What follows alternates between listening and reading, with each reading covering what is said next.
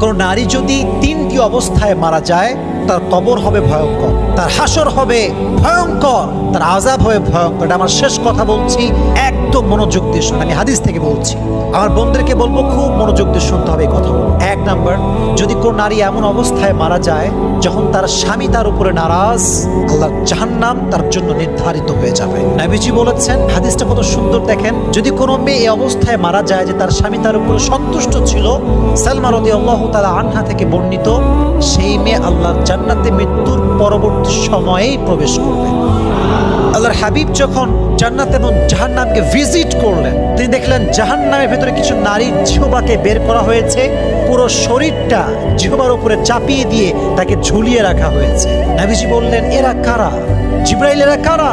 বলছে নবী, হ্যাঁ, এরা হচ্ছে সেই মেয়ে যাদের স্বামী তার উপরে নারাজ ছিল। নাউজুবিল্লাহ। তো কোনো মেয়ে যদি এই অবস্থায় মারা যায়,